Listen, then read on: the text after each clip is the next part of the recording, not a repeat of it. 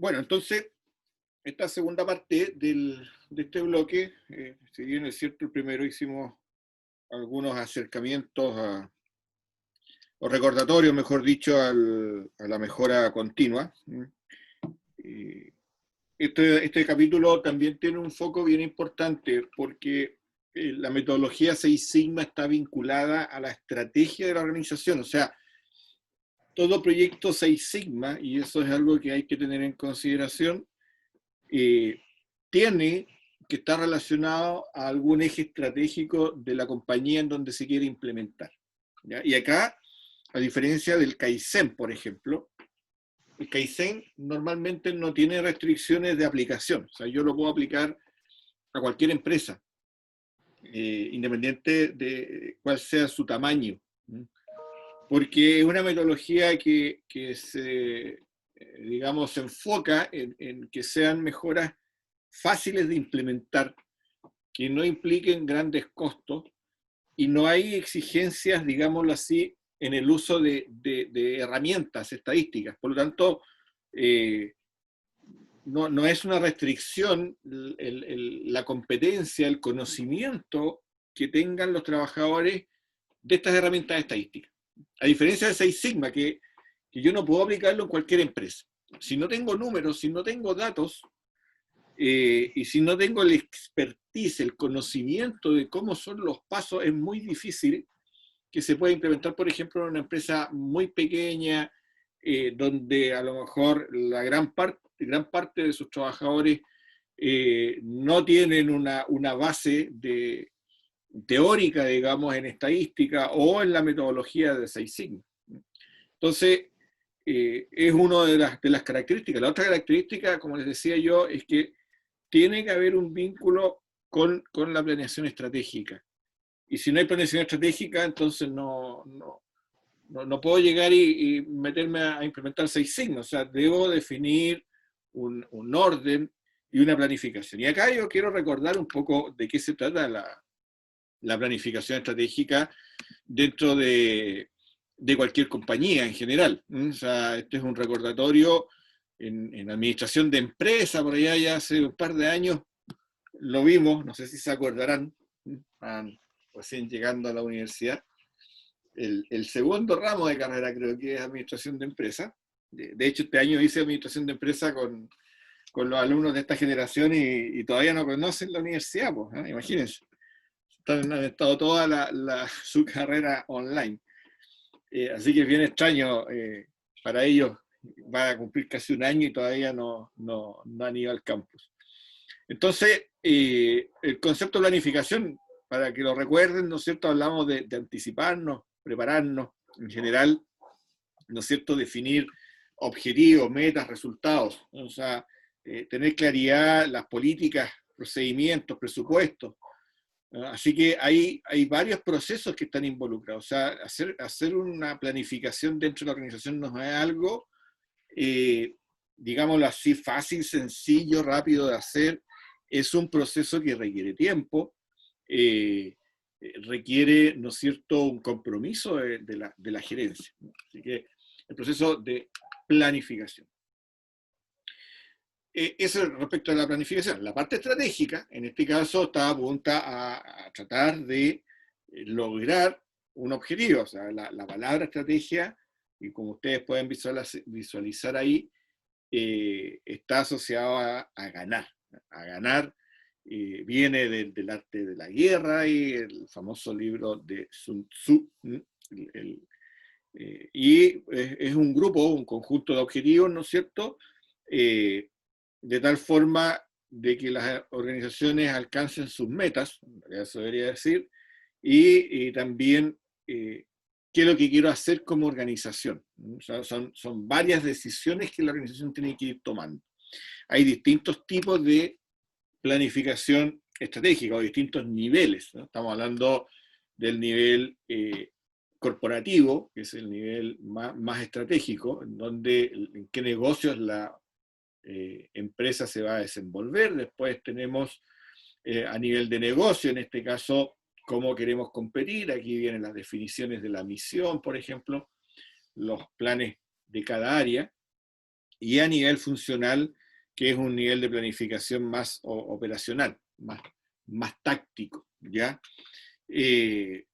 Aquí también pueden ver estos distintos niveles, ¿no? O sea, esta planificación de negocio en general, o sea, corporativo, mejor dicho, es a largo plazo, ¿no? O sea, es más estructural, está asociado a toda la organización.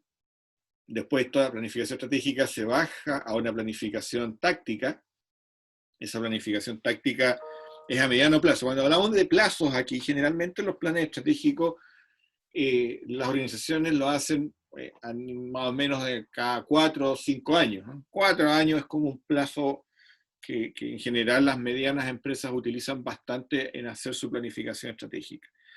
Después la planificación táctica generalmente es año a año, ¿no? O semestral, está vinculada, ¿no es cierto?, a la ejecución de proyectos. Aquí, por ejemplo, principalmente entran los proyectos Seis Sigma. Cuando uno dice que vincularle a la estrategia, bueno, hay que ver cuál es la planificación táctica, bajar los costos, aumentar participación de mercado, disminuir los reclamos. Entonces acá es donde vienen una serie de elementos, de decisiones, y que uno puede hacer pequeños proyectos Seis Sigma donde se puede implementar. Como les digo, a diferencia de Kaizen, que es mucho más abierto a hacerlo en todas partes de la organización, la metodología Seis Sigma no es tan así, ¿no? Ustedes se van a ir dando cuenta, en la medida que vayamos avanzando en el curso, de que son pasos y que tienen que cumplir ciertas herramientas que hay que usar.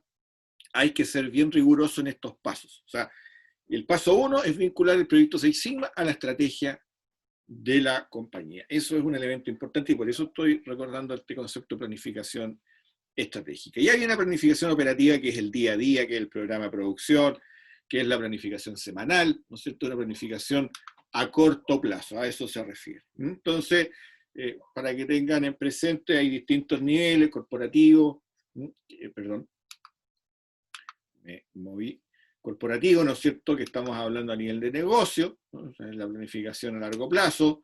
Después tenemos, a nivel de toda la empresa. Después tenemos a nivel de negocio, que es una planificación a un nivel intermedio. En este caso aquí definimos la misión, a nivel corporativo se define la visión, se definen las políticas de la empresa, y a nivel funcional ya son los departamentos los que trabajan, a nivel de presupuestos funcionales al año a año. Entonces, la organización debe tener una visión. Eso es un elemento importante de una organización que dice tener un plan estratégico. La visión, como ahí sale, ¿no es cierto?, es el sueño, cómo queremos que sea la empresa en el futuro. Puede que nunca alcancemos la visión, pero hacia dónde quiere llegar, ¿no? Hacia dónde quiere llegar, esa es la visión. Después de la visión se desprende la misión del negocio, ¿no? Y en este caso, ¿cómo vamos a lograr cumplir ese sueño, ¿no? La misión son los pasos ya que va a hacer la empresa para lograr el sueño que viene siendo la misión. Entonces, ¿qué necesidades voy a cubrir en el entorno? ¿Cuáles son los productos que voy a generar? ¿Cuál es mercancía geográfica? ¿Qué posición de liderazgo? Eso está escrito en la misión de la organización, ¿no?, que está acá arriba. Y después de eso, bueno, se desprenden una serie de otros elementos. Aquí tenemos la misión, ¿no es cierto? La visión está arriba, la misión, están los análisis, el diagnóstico, y vienen los objetivos estratégicos. Entonces acá es donde empiezan a aparecer, por ejemplo, los proyectos Seis Sigma, ¿eh? Aquí es donde se definen proyectos Seis Sigma. Entonces acá yo puedo tomar ciertas acciones y acá levantar un proyecto Seis Sigma. O sea, si yo quiero aumentar la satisfacción de los clientes, ¿no es cierto?, quiero reducir costos y tengo información para analizarla, debería trabajar con un proyecto Seis Sigma. Eso es importante. Entonces, por eso yo les planteo que hay que ser, cuando uno parte con un proyecto en la etapa de definición, en la primera fase, bueno, después vamos a ver más en detalle, pero cuando uno define un proyecto en la etapa de definir, tengo que hacer el vínculo de la estrategia de la compañía con el proyecto Seis Sigma que yo quiero realizar. Tiene que haber esa esa relación.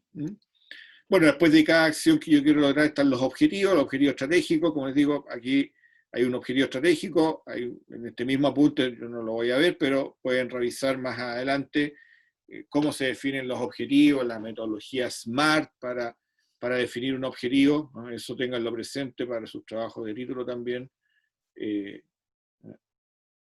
SMART, ¿ya?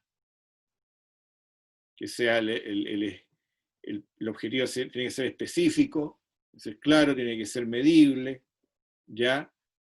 En el tiempo, tiene que tener una orden de tiempo, tiene que ser,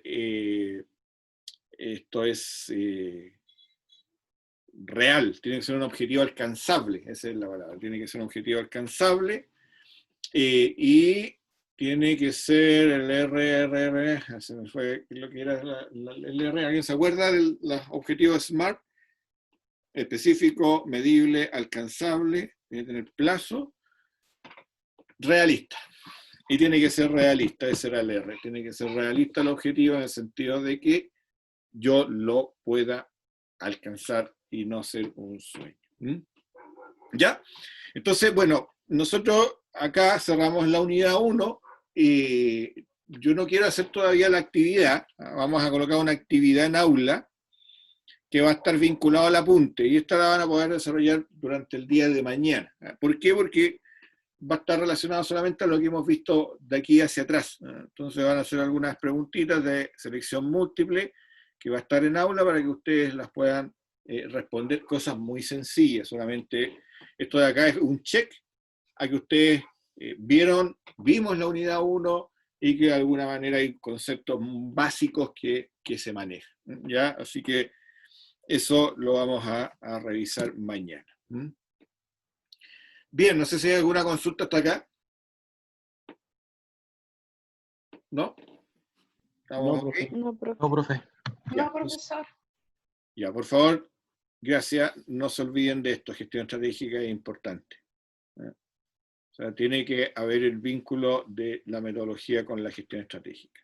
Entonces veamos, ahora, no vamos a ver los anexos, sino que veamos el capítulo 2, que es introducción a la metodología 6 Sigma, ya para que nos vayamos metiendo en esto de lleno, en la metodología. ¿Ya? Así que denme un minutito solamente para abrir el segundo apunte. Y vamos a ya centrarnos en esto. La metodología 6 Sigma.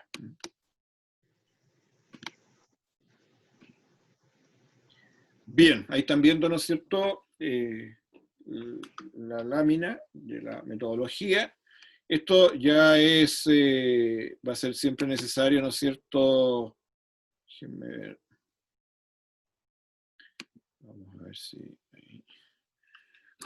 Siempre va a ser necesario, ¿no es cierto?, que manejen bien estos conceptos, ¿no? Los conceptos de definir, medir, analizar, mejorar y controlar. Esos son los aspectos que hay que dominar, los pasos de la metodología. Entonces, en cualquier parte que vean 6 Sigma, definir, medir, analizar, mejorar y controlar. Van a ser las 5 etapas del 6 Sigma. Así que vamos a revisar inicialmente el capítulo 2, que es esta introducción al 6 Sigma, que es lo que vamos a revisar a continuación. Bueno, apareció, recién yo vi también en el Menti que ustedes hicieron, apareció el concepto del 3,4 defectos por millón de oportunidades, que es parte de los objetivos de la metodología 6 Sigma. El 6 Sigma se define como una métrica, una manera de cómo yo mido el desempeño de un proceso.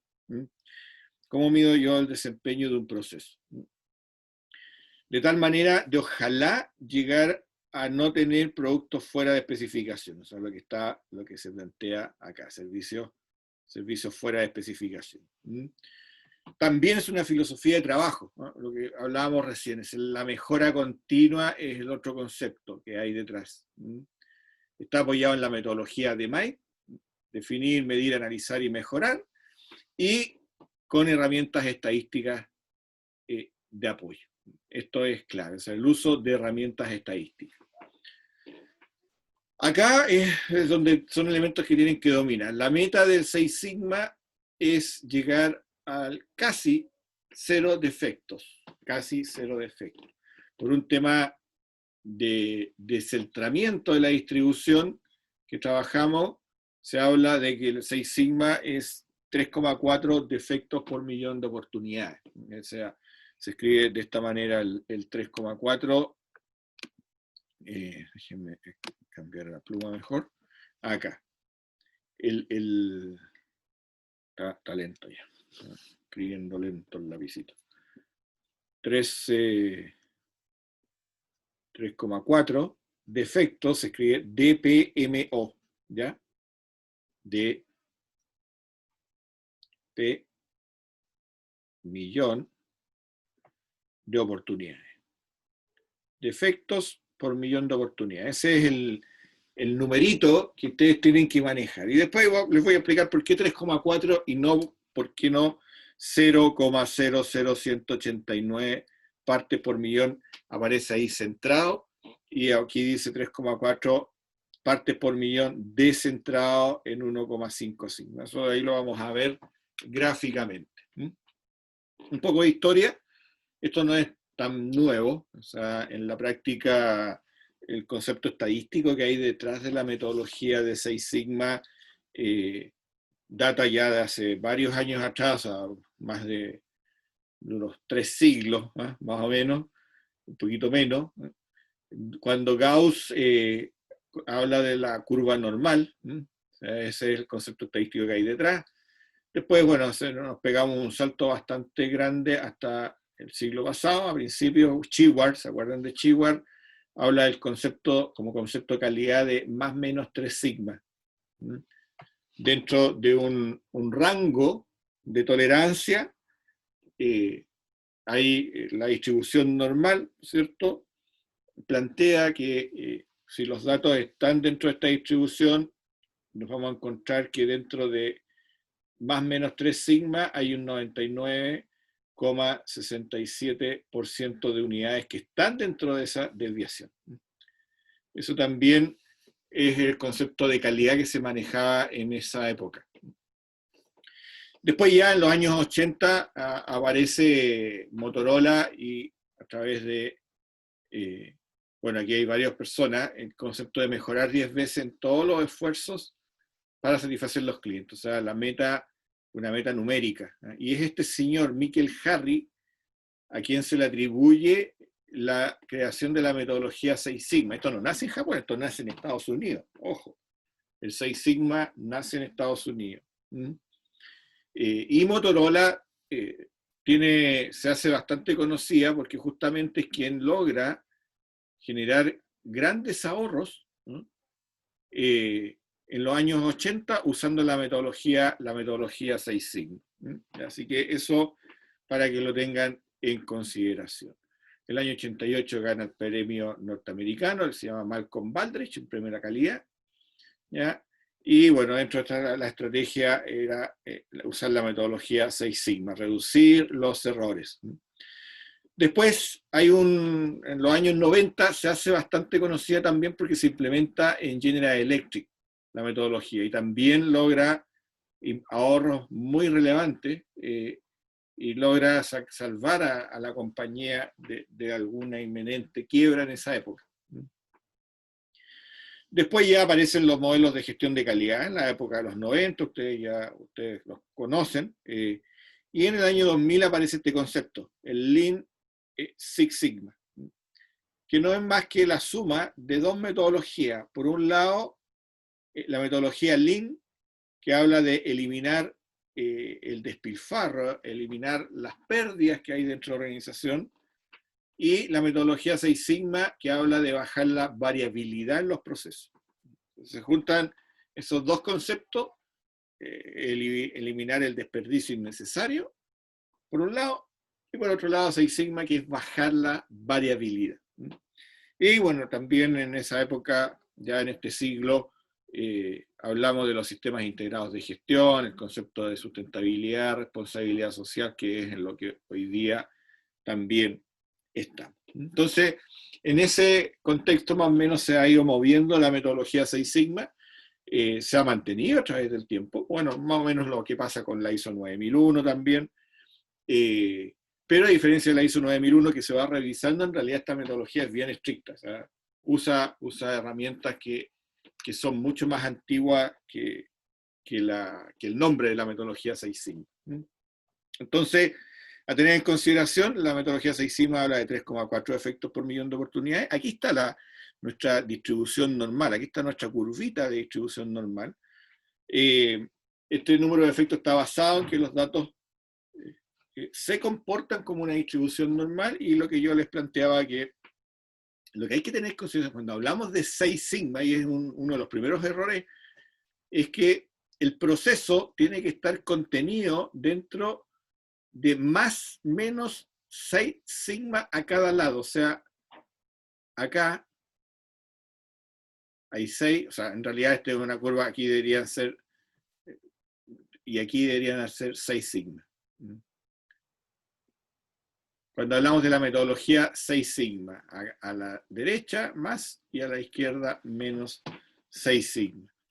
Y ahí llegamos a esta casi perfección.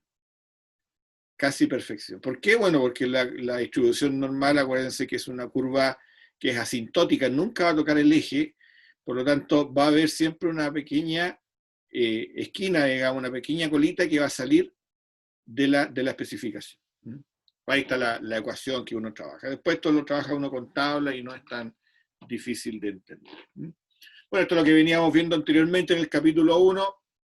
El 6 sigma apunta, ¿no es cierto?, a mejoras que son mucho más radicales de lo que es Kaizen. Kaizen apunta a pequeñas mejoras, ¿no es cierto?, que hay dentro de los procesos, que generan, ¿no es cierto?, pérdida o costos de la no calidad, pero 6 sigma apunta a reducir de manera mucho más radical estos costos de no calidad. O sea, los proyectos 6 sigma deben generar un cambio radical, no un cambio como el paso a paso del Kaizen.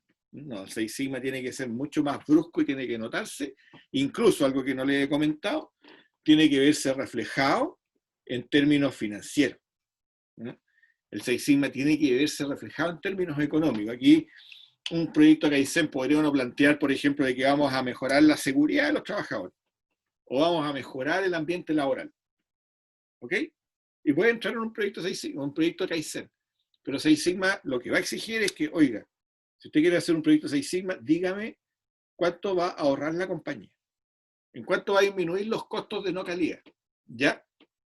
A eso apuntan los proyectos 6 sigma, de cuantificar el ahorro que se va a generar. Por lo tanto, así como yo bajo costos acá, también voy a tener que hacer inversiones. Voy a tener que hacer inversiones, y que a veces estas inversiones no son bajas. A diferencia de Kaizen, en donde puedo tener una inversión muy chiquitita, porque son pequeños proyectos, son pequeños pasos. Aquí estamos hablando de un cambio que es mucho más radical. Entonces, desde el punto de vista de los costos de calidad que tuvimos nosotros, esto también en algún momento lo vimos en el curso de costos de calidad, lo vimos hace un tiempo. Las empresas siempre, bueno, tienen una estructura de costos entre costos fijos y costos variables. Aquí tenemos costos asociados a la calidad, prevención y evaluación, ¿se acuerdan? Y tenemos una cantidad de costos que no nos gustan, que son los costos de falla interna y falla externa. Esta estructura de costos, yo la tengo, y bueno, todo lo que sea sobre esos costos me va a generar una utilidad. Pero si yo tengo ingresos que no alcanzan a cubrirme los costos, bueno, se me va a generar una pérdida. Se me va a generar una pérdida. Entonces, como estos ingresos no son capaces de cubrirme mis costos, tengo costos tan altos, los proyectos 6 sigma aquí apuntan a disminuir esto, a disminuir mis costos de no calidad. O sea, de alguna manera, mejorando, optimizando mis procesos, yo bajo mis costos de calidad, y esa disminución de costos de calidad, este delta que yo ahorro, es lo que se transforma en la utilidad de los proyectos 6 sigma. En la utilidad de los proyectos 6 sigma. Entonces, de ahí que cuando uno quiere implementar un proyecto Six Sigma, uno solicita decir, bueno, ¿cuál va a ser la rentabilidad de ese proyecto en términos monetarios? O sea, no es una buena intención, no es un proyecto pequeño. O sea, yo tengo que definir acá cuánto es lo que voy a generarle a la compañía. Oye, voy a tener que, no sé si es mi mano, pero me está escribiendo cualquier cosa el plumo, no puedo escribir bien. Voy a tener que, no sé si estará mal puesto. ¿Ya? Y dentro de estos proyectos Six Sigma existe una estructura que es formal, que la vamos a detallar mañana un poquito más, que es una estructura que tiene que existir dentro de la organización, que está formada por cinturones verdes, que son las personas que ejecutan los proyectos Six Sigma. A ver, déjenme, voy a ver qué pasa acá. Algo le pasa a mí. No sé por qué. Déjenme ver si color de pluma cambia. ¿Ya? Entonces lo que les estaba contando es que los proyectos Six Sigma se estructuran con un equipo de trabajo en el cual tenemos los cinturones verdes, el Green Belt, que son las personas que ejecutan los proyectos. O sea, si ustedes más o menos me preguntasen a mí el nivel que ustedes tienen en formación, en conocimiento de herramientas estadísticas, es de un cinturón verde, que estarían capacitados para implementar o llevar a cabo, ¿no es cierto?, más que implementar, ayudar al cinturón negro, a un líder de proyecto, en ejecutar un proyecto Six Sigma. La diferencia entre el cinturón verde y el cinturón negro es que el cinturón negro tiene experiencia en haber implementado ya proyectos Six Sigma en otras empresas.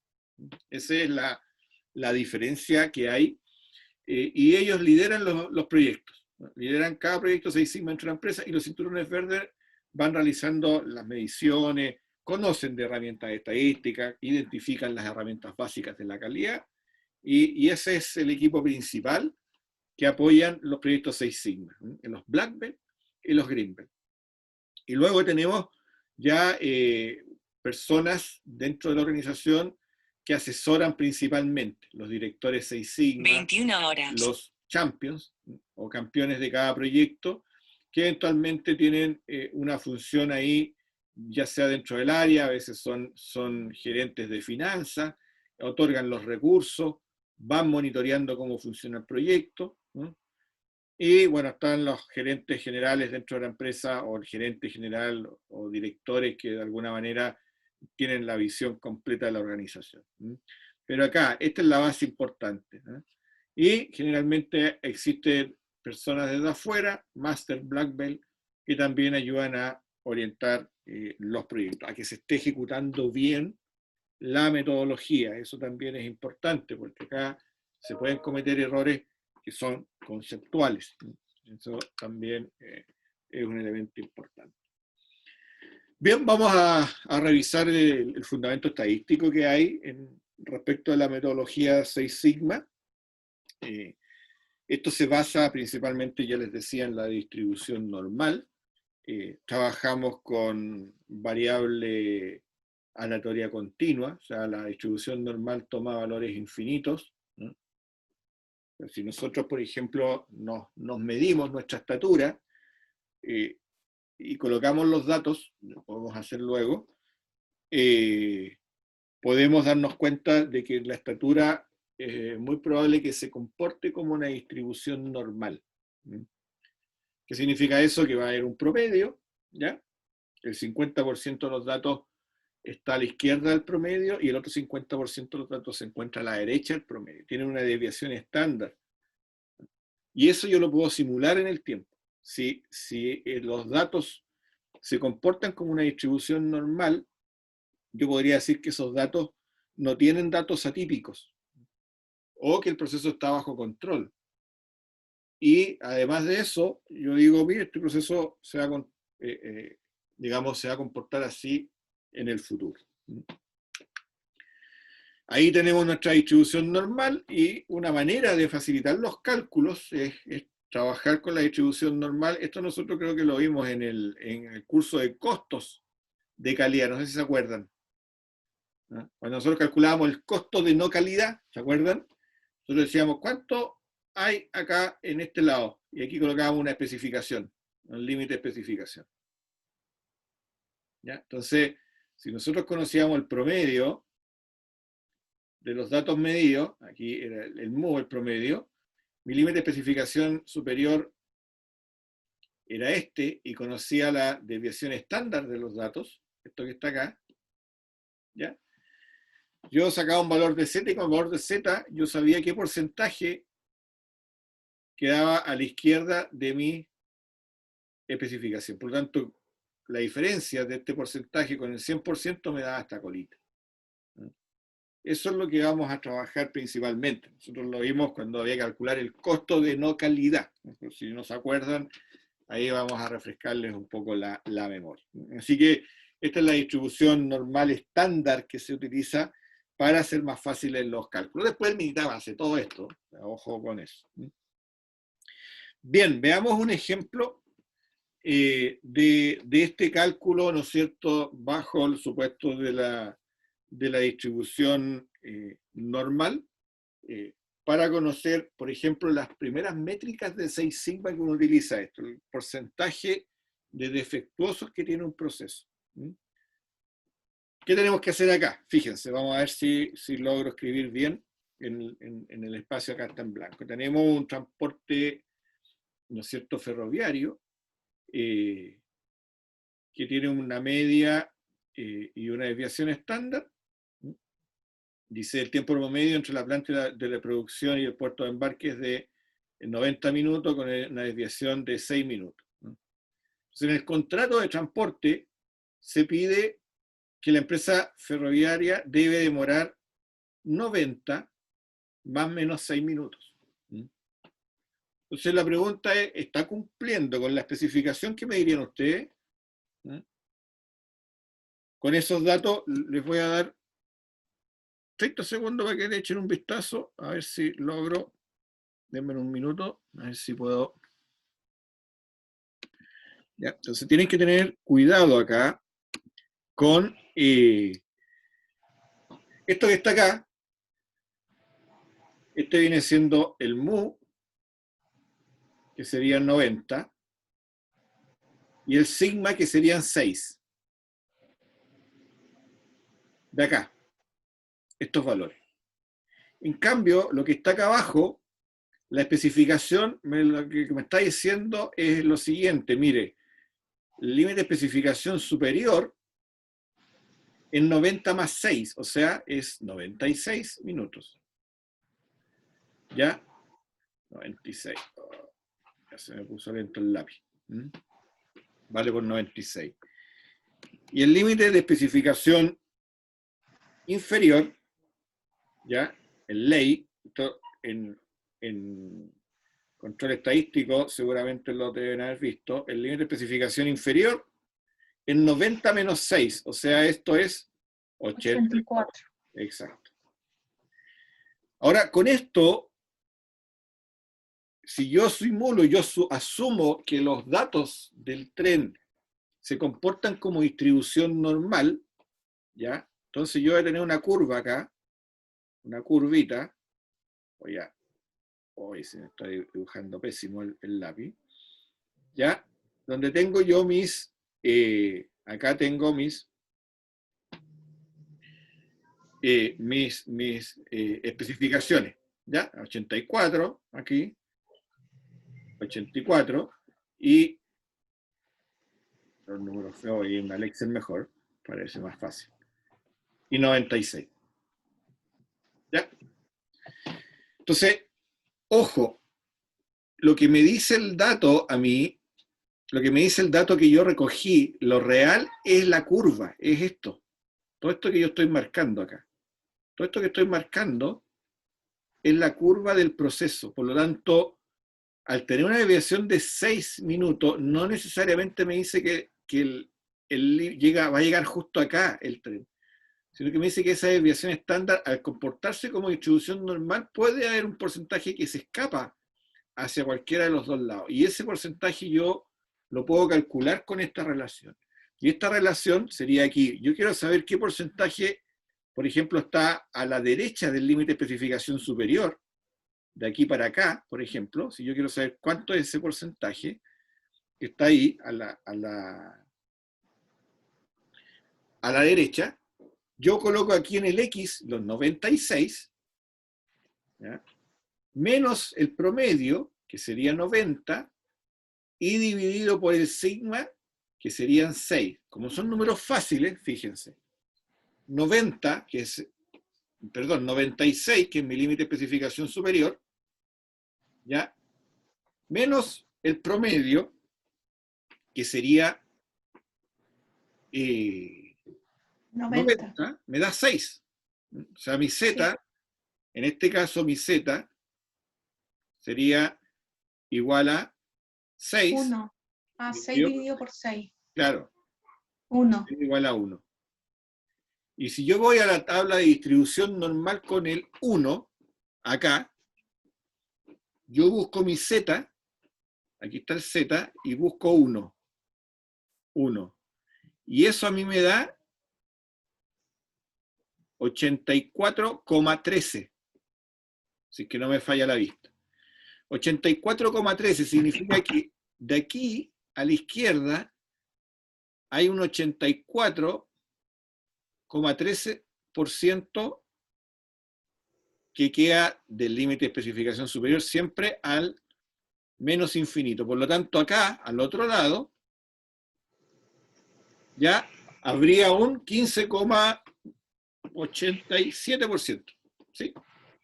Entonces, ya tengo 15,87% afuera. Un 15,9% afuera de la especificación. Y para el otro lado hago el mismo cálculo. Fíjense, aquí yo tengo 84, ¿ya? El X sería 84, menos el promedio, que es 90, 84 menos 90, dividido por 6. 84 menos 90 me da menos 6. Menos 6 partido por 6 me da menos 1. Y es lo mismo. Voy acá, al otro lado, bueno, estos son los mismos valores, pero voy al menos 1, busco acá menos 1 y me da 15,87. Lo que yo calculé acá. ¿Por qué? Porque siempre es del X, que sería mi límite de especificación, hacia el menos infinito. Entonces sería un 15,87% lo que queda fuera. O sea, 15,87 más el otro 15,87, o sea, estamos hablando de más de un 31% que no cumple con la especificación. Y eso se da, y por eso hay que tener cuidado, o sea, la persona que dijo no, está correcto, no cumple con la especificación porque estamos hablando de más de un 30% que queda fuera,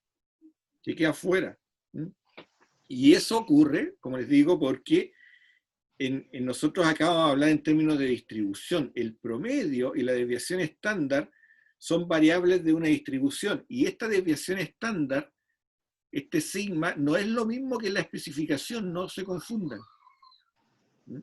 Esta es una medida de variabilidad. Y la desviación estándar, en la práctica, en la distribución, no es el ancho de la curva acá abajo.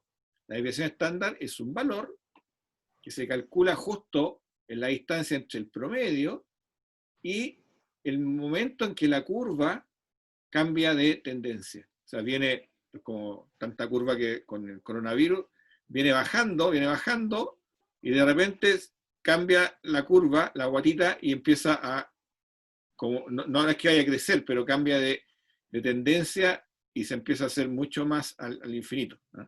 Entonces, ese pedacito de la curva, vamos a buscar la curva mejor, acá, voy a retroceder. Aquí, ¿se fijan? Aquí está este punto que les digo yo, y aquí se mide la desviación estándar, no se mide acá abajo, Entonces en la práctica no cumple con la desviación estándar. Entonces, para que tuviese que cumplir, por ejemplo, en este mismo caso, para que este proceso sea de un nivel de 6 sigma, para que este proceso sea de un nivel 6 sigma, también era una pregunta que me parece que la hacíamos nosotros en costos de calidad. Como fue a principios de año, ¿se acuerdan? Que fue la última clase de ustedes presencial, conmigo, ¿se acuerdan? ¿O no? ¿Alcanzamos No, a verlo? Sí, en no marzo. me acuerdo yo no me acuerdo. La memoria es Alcanzamos frágil. a tener, creo que una clase, estábamos por ahí en medio del estallido, que se venía el 2.0 y que tuvimos que quedarnos guardados. Creo que alcanzamos a tener una clase presencial y después cerramos online. Me acuerdo. Entonces, acá lo que les estoy comentando, acá déjenme borrar esto. Entonces, para que este proyecto sea 6 sigma, ¿cuánto debería ser la desviación estándar? ¿Cuánto debería ser esto?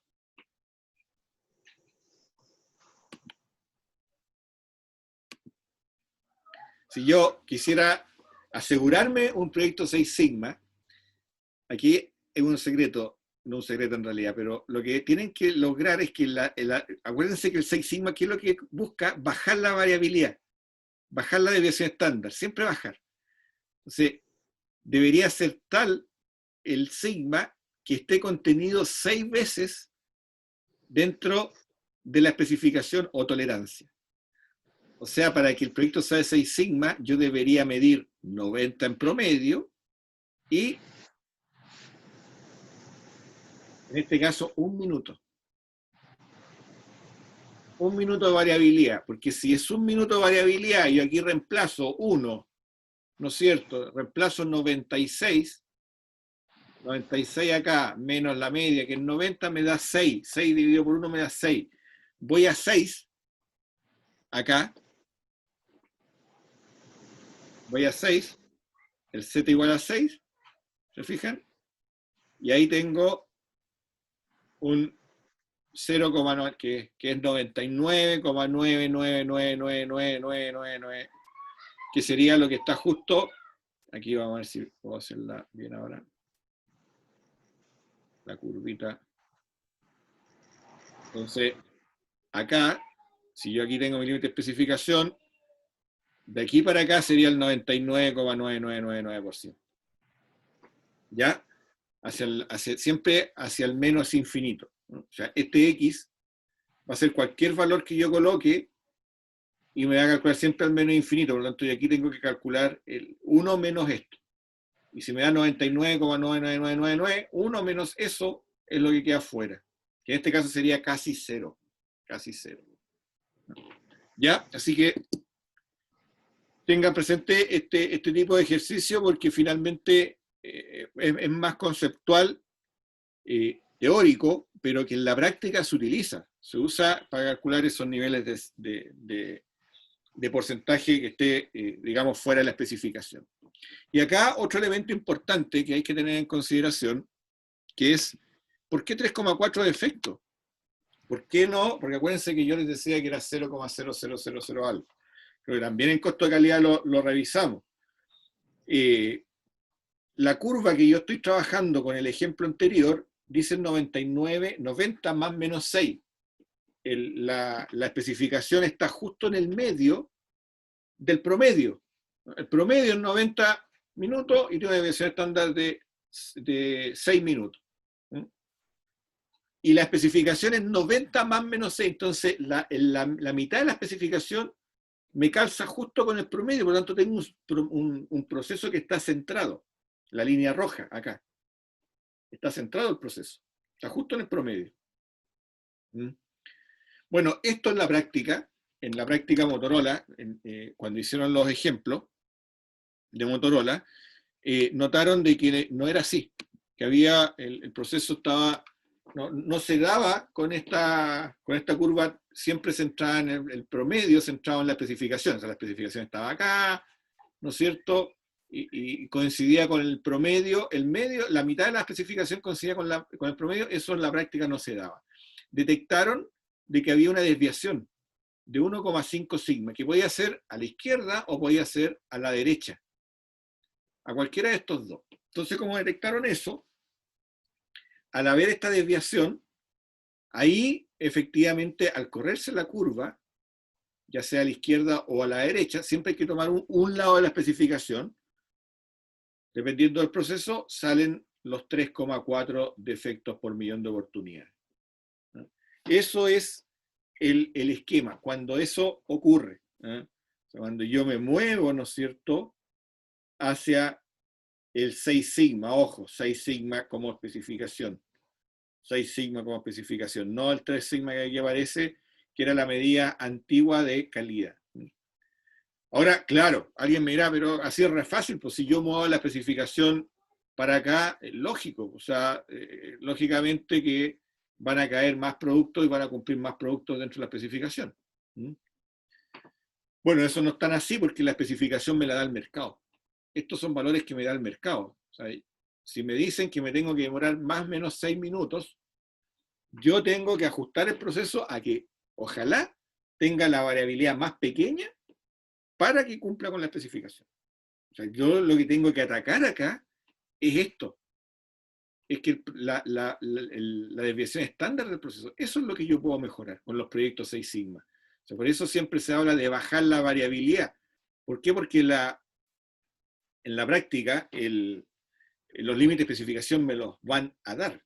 O sea, cuando ustedes dicen, mire, yo tengo que demorarme 30 minutos de un lugar a otro para poder, ¿no es cierto?, cumplir con un horario. Yo tengo que optimizar todos mis procesos para demorarme esos 30 minutos. Porque la especificación no me la van a cambiar. No sé, ahora puedes demorarte 45. Ojalá fuera así, me la cambiaron. Pero si no me la cambian, soy yo el que tengo que optimizar mi proceso. Soy yo el que tengo que bajar esa variabilidad. Entonces aquí es donde es importante el concepto de la media, de la desviación estándar de un proceso, porque como les digo, y reitero, ¿no es cierto?, en un proceso centrado aquí, este es un proceso 6 sigma que está centrado, fíjense que el límite de especificación es menos 6 y más 6, ¿ya? Up specific limit, o sea, límite de especificación superior y low specific limit. Perdón, no sé, se vivió, estaba escribiendo solo esta otra. Me fui, no sé qué pasó ahí.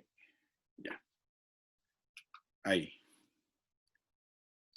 Esto de repente el lápiz, estoy con 2 lápices en la mano y escribe solo. Ya, ahí sí. Profesor, Sí, dígame. ¿la desviación estándar puede ser 0? Si la desviación estándar es 0, significa que tu proceso no tiene variabilidad. ¿Ya? En la teoría sí puede ser 0.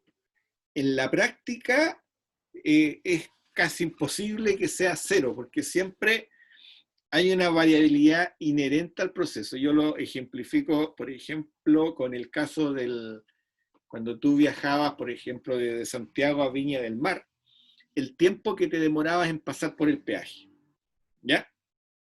El tiempo que te demoras en pasar por el peaje cuando habían casetas, ahí podía ser 1 minuto. En un periodo de baja, no sé, un día de semana a las 11 de la mañana. El día viernes, a las 6 de la tarde, es probable que ese minuto ya no era 1 minuto, eran a lo mejor 5 minutos. Si era un día jueves santo, ya no eran 5 minutos, eran 15 minutos. Ahí tienes variabilidad. Claro. ¿Te fijas? Ahora, cuando instalan el tag, ¿cuánto te demoras en pasar por el peaje? O sea, Segundos. una fracción de segundo, claro. Sí. Salvo que haya un tag o algún accidente. Pero es una fracción, entonces tú ahí lograste bajar la variabilidad, pero en la práctica es casi 0. ¿Ya? Que es lo que la fracción de segundo que tú te demoras en pasar.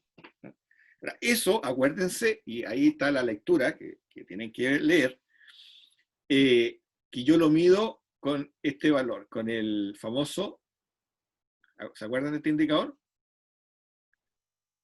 Ahí me está escribiendo bien esta porquería, de repente no sé por qué. Z-time.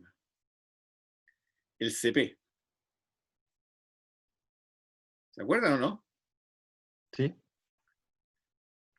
¿Qué pasa cuando el sigma es casi 0? El CP se puede ir al infinito y eso es factible.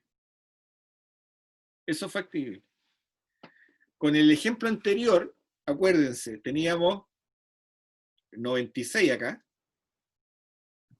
teníamos 84, y yo les dije un sigma del nivel de 6 sigma, aquí acuérdense, porque aquí se produce una confusión entre el sigma de desviación estándar y el sigma de la metodología, ¿ya? Yo le dije, para que sea a nivel de 6 sigma el proceso, ¿cuánto debería ser su desviación estándar? La desviación estándar le dije tenía que ser 1. Si ustedes colocan 1 acá, ¿cierto? Sigma igual a 1, 96 menos 84, esto les da 12. Dividido por 6, les da CP igual a 2. Entonces ahí tienen un nivel de calidad de 6 sigma, cuando el CP es igual a 2. Pero siempre y cuando estemos en esta condición, que el proceso esté justo en el centro.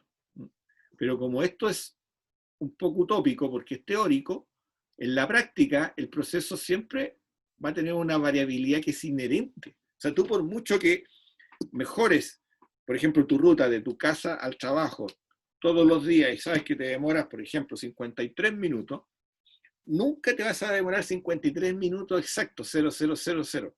Seguramente te va a demorar 54, 52, 60, y se te va a ir generando una desviación.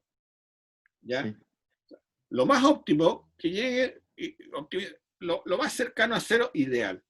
Y ahí va a ir aumentando. Entonces, esa pequeña variabilidad que tienen los procesos, de manera práctica la calcularon y dijeron que es 21:30.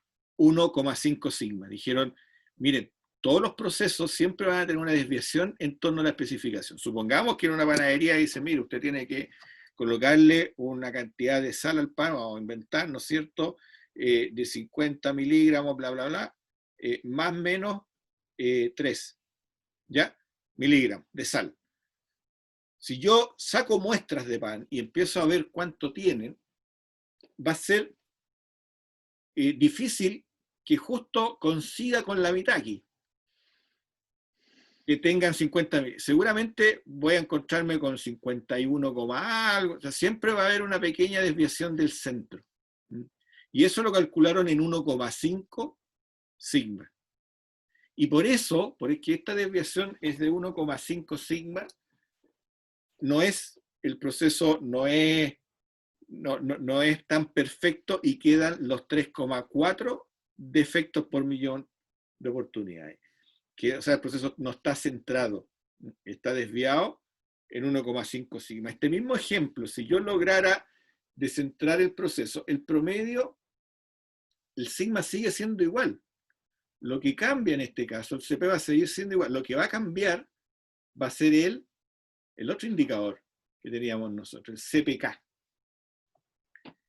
El CPK, porque no está centrado, ¿no? Si está centrado, el CP va a ser igual al CPK. Eso hay que acordarse. El CPK era el límite de especificación dependiendo de cuál. Si es de este lado de acá, el límite de especificación superior, ¿ya? Menos el promedio, partido por 3 sigma. Esa era la fórmula, es la fórmula del CPK. Ya no se me puso medio taimado el lápiz. ¿Ya? Entonces, teníamos recién 96, límite de especificación superior, el promedio era 90, 96 menos 90 me da 6, el sigma era 1, 6 dividido por 3 me da 2, CP igual a CPK, porque está centrado. Pero ahora, ¿qué pasa? Si yo lo muevo del centro, el promedio, en este caso, deja de ser 90, yo lo muevo 1,5 sigma.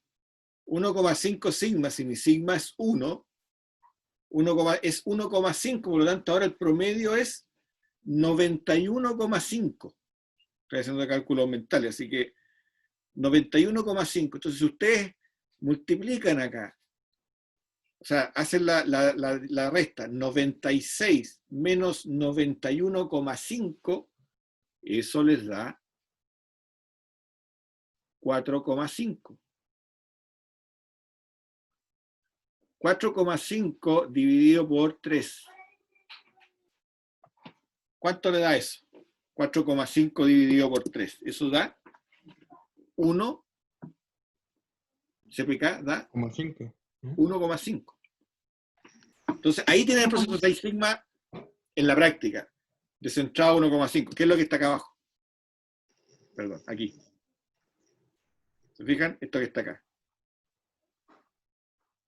Aquí. Cuando tiene esa desviación, por eso se llama, el de corto plazo es porque está centrado, y el de largo plazo, el CPK está descentrado, 1,5 sigma. Y en este caso estamos hablando del 3,4 defectos por millón de oportunidades. Entonces, ese numerito vamos a insistir sobre eso para que lo tengan claro. ¿Ya? Ojalá se entienda. Y harta gráfica ahí para que la miren. El concepto que hay detrás. Nosotros vamos a encontrar acá un proyecto que tenga poca variabilidad. ¿Se fijan? Aquí estamos frente a un proyecto 6 sigma. Puede ser cualquiera, acuérdense. Me puedo guiar por el proceso que está sesgado hacia el límite de control superior. Perdón, límite de especificación superior. Acá yo mido el 3,4. No me interesa lo que pasa al otro lado. Siempre me tengo que guiar a uno de las especificaciones. A uno, no puedo sumar las dos. Depende del proceso en la práctica. Pero generalmente tomo una especificación. ¿Ya? Así que eso hay que tenerlo presente. Bueno, y aquí hay algunas tablas que vamos a revisar mañana con más calma, con algunos ejemplos, para que no cansarlos tantos hoy día, en donde yo puedo saber, según el porcentaje de defecto, o el porcentaje, perdón, el porcentaje de cumplimiento con la especificación, el nivel de sigma y el defecto por millón de oportunidades. De ahí lo vamos a ver con dos ejemplos prácticos. Entonces, se fijan, en la medida que yo tengo menos porcentaje de cumplimiento, en realidad este es 93,3, o sea, es el número, porque está trabajado en millón, por eso está así. Es 93,3, 91,9, ¿se fijan? En la medida que uno va bajando, el nivel de sigma va bajando. El nivel de sigma va bajando. Estos valores están tomados como si estuviese descentrado en 1,5. Es una pregunta conceptual que uno siempre hace. Cuando hablamos de 3,4 defectos, ya asociamos que el proceso está descentrado. Estamos trabajando con esta gráfica, que está corrida un poquito en torno al centro de la especificación. Este tema es bien importante porque no todo el mundo lo domina. O sea, cuando hablamos de 6 sigma, el proceso está descentrado en 1,5 sigma. Cuando hablamos del 3,4 de defectos por millón de oportunidades. ¿Ya? Bueno, y aquí hay algunos desempeños comparativos de 6 sigma. Fíjense, aquí lo vamos a ver con dos ejemplos muy de hoy. 99% de desempeño significa que estamos en un nivel de 3,8 sigma, que es bastante bajo. Versus lo que uno quiere llegar, lo que busca la metodología 6 sigma. O sea, un 3,8 sigma en Estados Unidos, esto está sacado de Estados Unidos, significa que 20.000 artículos se pierden en el correo cada hora. Que estaríamos consumiendo agua potable contaminada 15 minutos al día. Que se realizarían 5.000 cirugías incorrectas por semana. En los aeropuertos habrían 2 aterrizajes. Cuando se habla de aterrizaje corto o largo es cuando el avión no tiene que volver, que no le chunta la vista, en otras palabras. 200.000 recetas médicas erróneas cada año. Y estamos hablando de un 99% de cumplimiento. O sea, un 1% de defecto. Fíjense lo alto que es. Pero si hablamos del desempeño 6 sigma, del 3,4 defectos por millón, cambiaría de 20.000 a solo 7 artículos perdidos. Cambiaría de 15 minutos al día de agua contaminada a 1 minuto cada 7 meses de agua contaminada. ¿Cada cuánto se les corta a ustedes la conexión de internet? ¿Ah? Ahora con BTR es harto. Haga el cálculo cada 24 horas, ¿cuántos cortes tiene? Hoy día, mejor me quedo callado porque no se nos ha cortado, vamos a tocar madera aquí al lado. Pero en general, si yo tomo, por ejemplo, 24 horas, ¿verdad? Yo necesito un desempeño de 6 sigma en la compañía de telecomunicaciones que tengo y que está asociado a la continuidad del servicio. Yo puedo calcular el nivel de 6 sigma. ¿Cuántos sigma sería? Mire, en tantos minutos en el año usted tuvo estos minutos de corte. Son minutos de incumplimiento, puedo calcular el nivel de sigma. Quiero hacer un proyecto de 6 sigma, disminuir los cortes o las caídas de red. Quiero disminuir los cortes de agua potable, quiero disminuir los cortes de luz, por ejemplo, en servicios. Quiero mejorar el número de reclamos, porque cada reclamo es un defecto. Entonces vamos a ver con ejemplos. Con 2 ejemplos de la métrica 6 sigma que están bien calentitos. Esto salió ayer.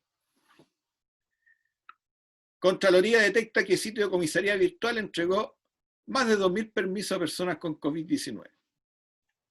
Para ser más exacto, 2.208 permisos se entregaron a personas que tenían PCR positivo, o sea, estaban contagiados. O sea, las personas, bueno, además que es una falta, porque no deberían haber pedido permiso para salir, pero comisaría virtual no contaba con las bases de datos del Ministerio de Salud, ni de Gendarmería, por lo tanto no andaban en paralelo, era un feudo aparte. O sea, si yo tenía coronavirus, pedía permiso, me daño, salía con mi permiso, me lo mostraban, ni un problema. La pregunta es, ¿cuál es el nivel de 6 sigma de comisaría virtual? ¿Cuál es el nivel de sigma? ¿Lo podemos calcular? Sí, pues. Entonces, el cálculo no es para nada difícil.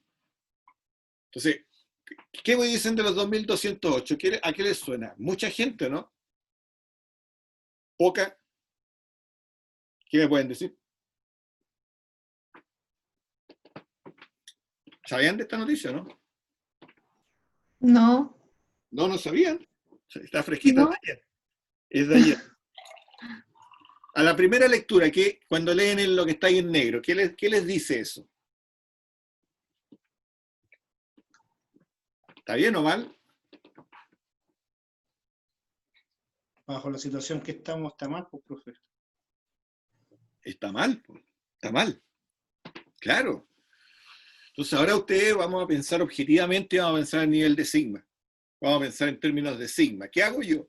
Fíjense que comisaría virtual al 3 de julio había entregado 40 millones de permisos. Desde que partió, 40 millones de permisos. Si yo tomo como defectos, como situaciones indeseables que yo no quería que hubiesen ocurrido, estos 2.208 permisos, sobre lo total que he entregado. En muchos pocos. 2.208 sobre, claro, Alejandro, sobre 40.000. ¿Y cuánto es poco en términos de sigma? Es lo que está acá. Fíjense. Yo quiero calcular el número de defectos por millón de oportunidades, y aquí esto se hace simplemente con una regla de 3, simple. ¿Ya? 2.208 sobre 40 millones de oportunidades de error que hubo, o sea, 40 millones de permisos que se entregaron, asumimos que el otro, que la diferencia estuvieron bien entregados, ¿no es cierto? ¿Cuántos defectos por millón de oportunidades?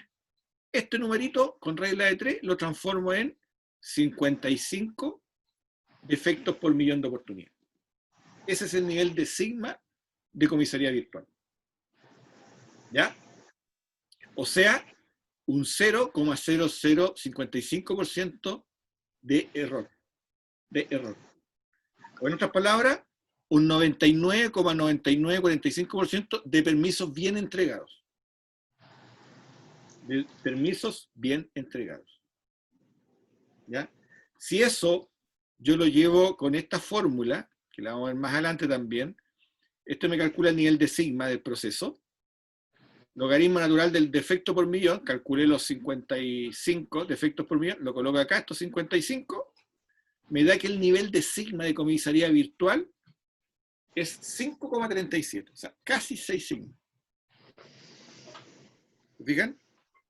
Pero como decía por ahí Alejandro, me parece, queremos que sea 0. O sea, 0 defecto.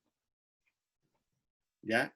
Queremos que sea, pueden haber procesos que sean más de 6 sigmas, pueden ser 7 sigmas, 8 sigmas. Pero yo quiero que sea 0 defecto. Eso es lo que hoy día se le está exigiendo.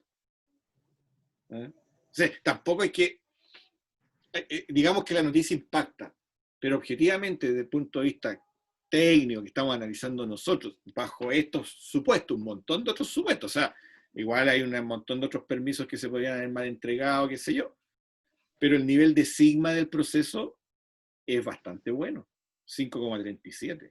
¿No?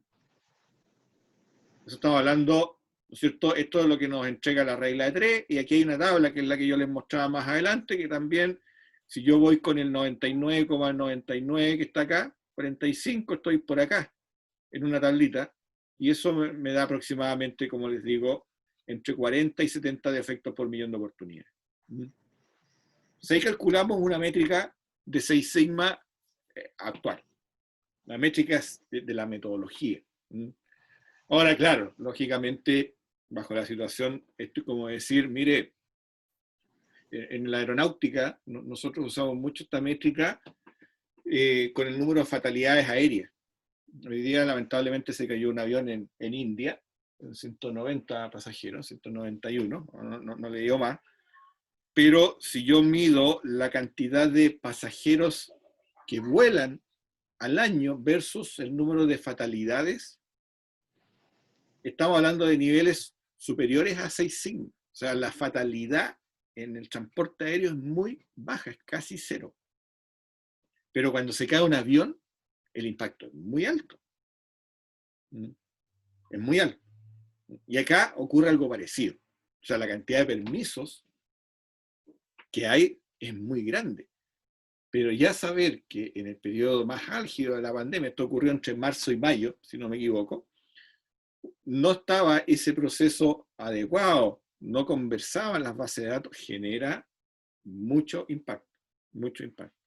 Pero en la práctica, si uno lo objetiviza, como les digo, con números, en realidad es bajo, es bajo. Este otro, me imagino que ya deben estar forrados, ¿no? Retiro de fondos AFP. También está fresquita. Reportan que cerca del 5% de las solicitudes han sido rechazadas. ¿Ya?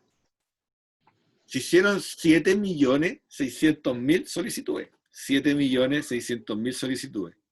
Están sacando 13.000 millones de dólares. ¿Eh? Les llegó alguno hoy día. A Provida y Plan Vital estaban pagando hoy día, desde ya. La pregunta es 5%. Aquí cambia la película. 5% de error. Ahora, claro, este es el error del usuario, el formulario no estaba claro, uno tiene que ir a las causas, ¿no es cierto? ¿Por qué hay un 5% de error? Pero ¿cuál es el nivel de sigma de ese 5%? Esto es un poquito más fácil. El nivel de sigma del proceso que se ejecutó. Este es fácil porque el 5% significa que yo tengo un 95% de exactitud. 95%. Si voy a la tabla, esta tabla que yo le estoy mostrando acá es un extracto de esta que está acá, por si acaso. Es la misma, pero está sacada justo en la foto en el número que me interesa. ¿Ya?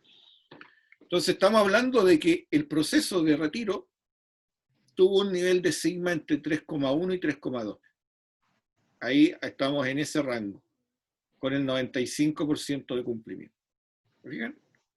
Entonces ahí hay otro ejemplo que ustedes podrían, en términos de sigma, poder calcular. Y así más o menos uno, como parte de los proyectos 6 sigma. Cuando uno parte un proyecto 6 sigma, la primera foto que le saca al proceso, ¿ya? Marcela, no sé si me va a preguntar algo, ¿no? ¿No? No, profe. Ah, ya, que como que se activó, pero como estaba el micrófono apagado, pensé que iba a preguntar algo. Entonces, cuando uno parte con un proyecto 6 sigma, la primera foto que le hace al proceso es cuál es el nivel de sigma actual. Aquí estamos hablando de 3,1, 3,15, ya pongamos para que nadie pelee, 3,15 sigma. Entonces yo, al aplicar la metodología, las herramientas, las mejoras a las distintas etapas que yo voy a tener que analizar, voy a aspirar a mejorar el nivel de sigma, a aumentarlo. Ojo, ahí es donde viene el tema de la nomenclatura. Cuando digo aumentar el nivel de sigma, no significa aumentar la variabilidad. Ojo con eso. Entonces, tengo que mejorar el proceso. si yo aplico el DMAIC, definir, medir, analizar, si yo aplico la fase, no voy a llegar al tiro a 6 sigma. Eso también es importante. A lo mejor yo implemento un proyecto 6 sigma acá, con el formulario. Bueno, esto son cosas muy del día a día, así que no es difícil que uno haga esto.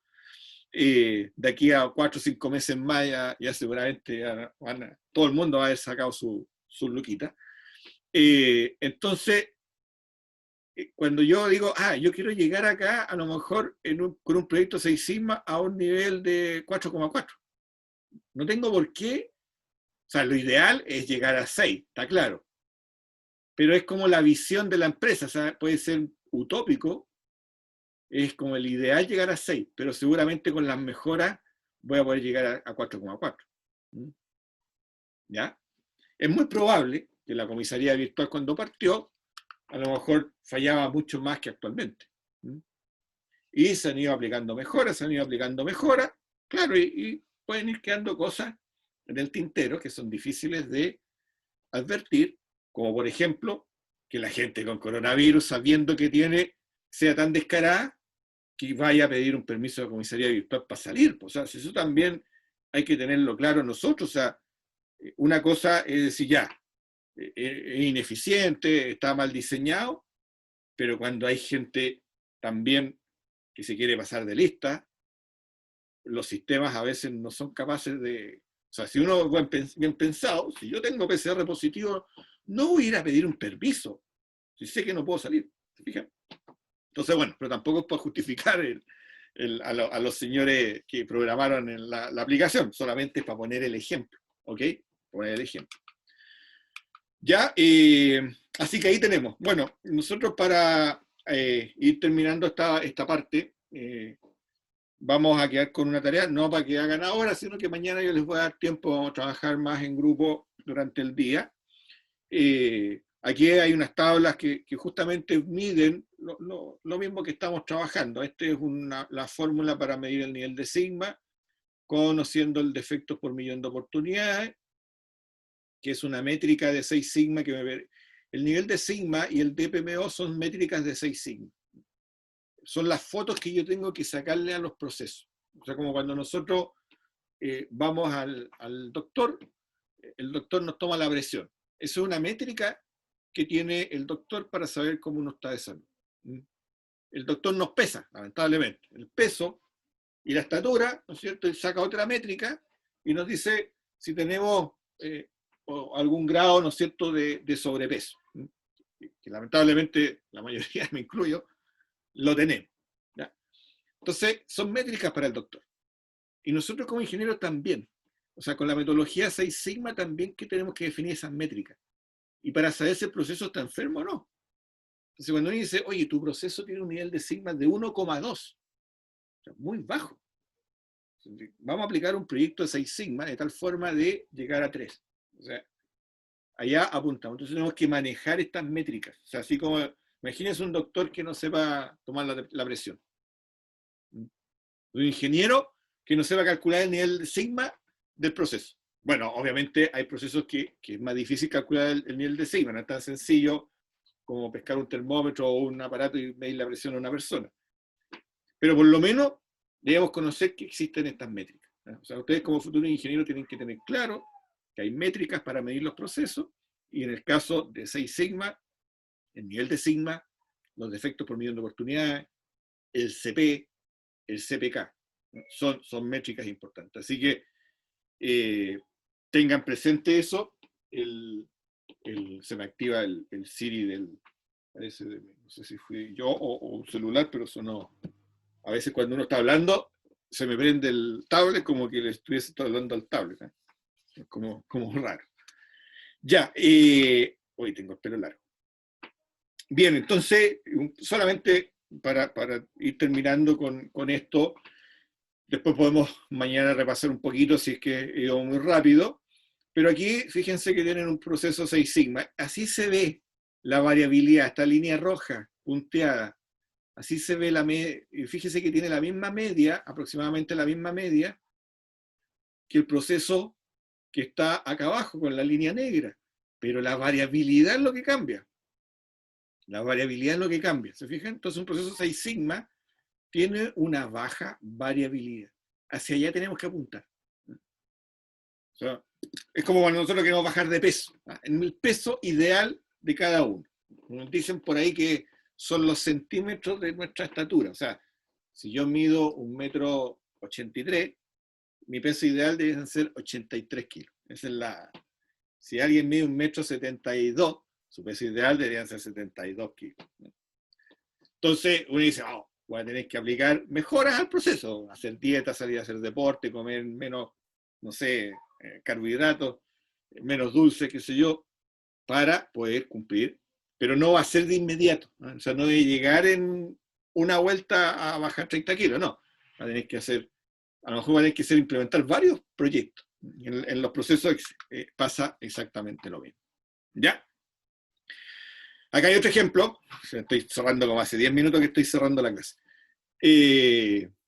Aquí hay otro ejemplo de un proceso que es el típico que uno hace cuando llega a su casa. No sé si también, yo estos los tengo como estándar, así que capaz que en costo-calidad también se los haya dicho. Por ejemplo, el tiempo que uno demora en llegar a la oficina, yo creo que lo hacía con la universidad. Si supongamos ustedes demoran 30 minutos en promedio, más o menos tienen una desviación estándar, se miden todos los días, y la desviación estándar es de 1,5 minutos. El promedio es 30, y tienen una especificación de 30 más menos 3, o sea, pueden llegar 3 minutos antes, a 27 minutos, o 3 minutos más tarde, a 33 minutos. Sí, la misma pregunta que hacíamos anterior, pues. O sea, si yo tengo la especificación de 30 más menos 3, o sea, la especificación es 30 más menos 3 minutos, y yo mido mi proceso, y mide 30 y 1,5 sigma, este proceso, de manera rápida, yo calculo que tiene un nivel de 2 sigma. ¿Por qué? Porque en la tolerancia, mi sigma está contenido 2 veces. Aquí, 3 dividido por 1,5. O sea, este proceso tiene un nivel de 2 sigma. Entonces, si yo aplico un proyecto de 6 sigma, se mantiene la misma especificación, lo que yo tengo que hacer es aplicar mejoras para disminuir mi variabilidad. Esos 3 minutos son los que me están molestando. Tengo que bajar esta variabilidad. Estoy bien, estoy llegando justo en el medio, en el centro. Está centrado el proceso. Entonces yo lo que tengo que hacer son mejoras para bajar la variabilidad de 3 minutos a cuánto la bajo para que esté contenido. O sea, perdón, mi variabilidad de 1,5 minutos la tengo que bajar a un número tal que esté contenido en 3 y me dé igual a 6. O sea, 3 dividido por ¿cuánto me da 6? 3 dividido por 0,5. Entonces tengo que, mi proyecto 6 sigma ideal sería tal que yo aplicara mejoras al proceso y que baje esta variabilidad de 1,5 a 0,5 minutos. Ahora, eso en la práctica son meses de trabajo. O sea, no es una cuestión ahí matemática, no. Yo tengo que analizar qué variables son las que tengo que mejorar para que me bajen solamente la desviación estándar, porque yo estoy llegando en promedio bien, pero me puedo equivocar y de repente, en vez de mejorar la variabilidad, puedo moverme en la media. Me puedo empezar a demorar más, o me puedo empezar a demorar menos. Y eso también puede ser malo, ¿se fijan? ¿Ya? Así que todo esto se va viendo en cada una de las etapas de la metodología de 6 Así que ahí vamos a trabajar con esta tablita y ahí vamos a revisar. Bueno, este ejemplo lo vamos a dejar hasta mañana, ya, si no, no voy a terminar nunca. Y ya me imagino que es hora a ir a descansar. Mañana tenemos una jornada un poquito más larga en realidad no un poquito. Así que estamos durante el día, pero como les digo, ahí ya vamos a hacer actividades en equipo. Miren los apuntes, miren la lectura. Mañana no vamos a hacer ni una cosa así que se pongan nerviosos como evaluación, pero sí actividades en conjunto. Y la unidad 1 y la unidad 2, como les decía, al terminar, vamos a hacer una pequeña actividad de evaluación. ¿Ok? ¿Alguna pregunta, duda hasta acá? No, profe.